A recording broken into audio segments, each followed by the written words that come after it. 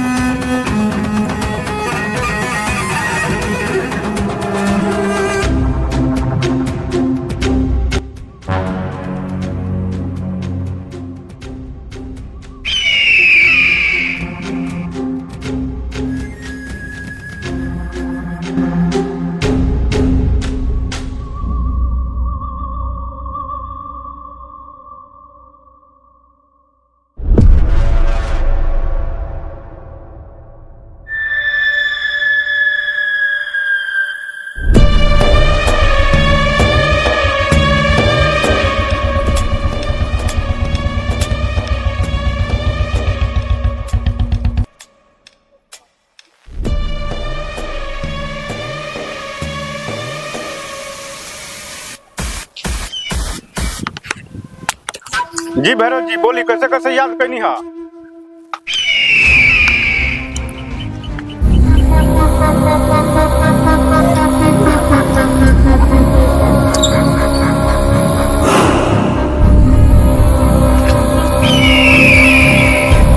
हे दरोगा, ई इलेक्शन हमरा कौनो हाल में जीते के बा।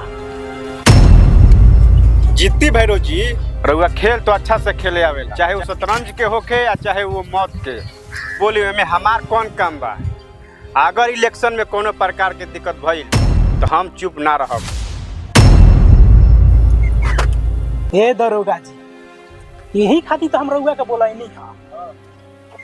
हे दरोगा, अगर हम इलेक्शन में जाली वोट डलवाई, चाहे लोगों के बीच पैसा बंटवाई, चाहे दंगा फसाद करवाई, तारा एकदम चुप रहे के बा जब तक हम एमएलए ना बन जाए।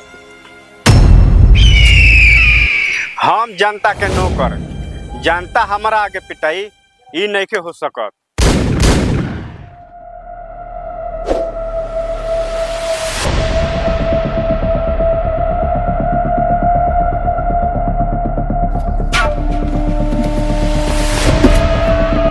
हे दरोगा, तुहरा नियर जनता के रक्षक के हमारा भक्षक बनावे बहुत अच्छा से आवेला। पैसा तो निमन निमन आदमी के बोलती बंद कर देला। ज्यादा मत सोचा, रख ला।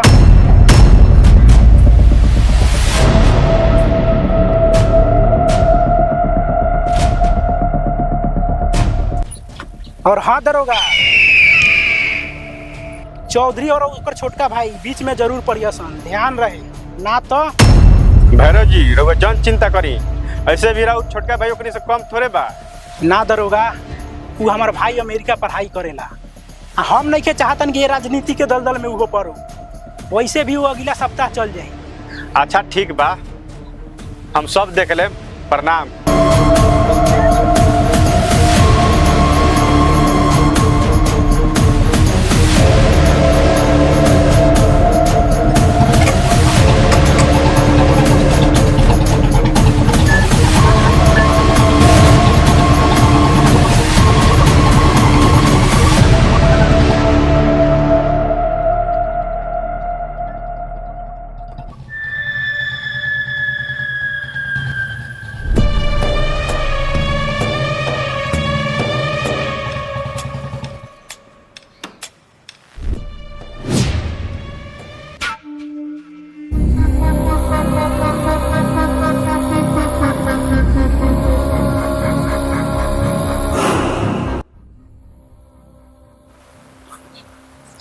चौधरी जी प्रणाम। बोली काय खाती बोले नहीं? हाँ आई आई दरोगा जी बैठी।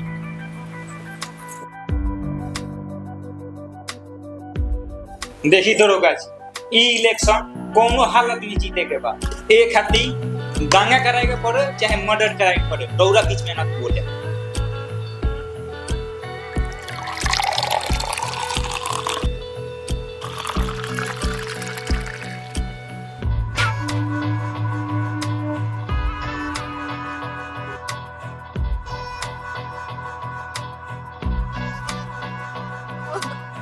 मुझे अपने घर जाना है।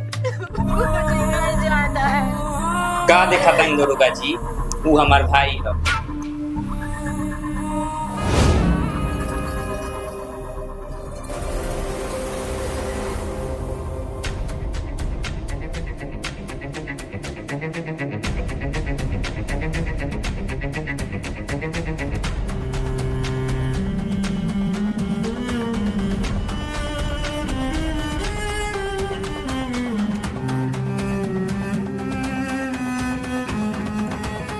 दरोगा जी कम होके तो बोले, बाकी याद रहे चाहिए। ठीक बा चौधरी जी, प्रणाम।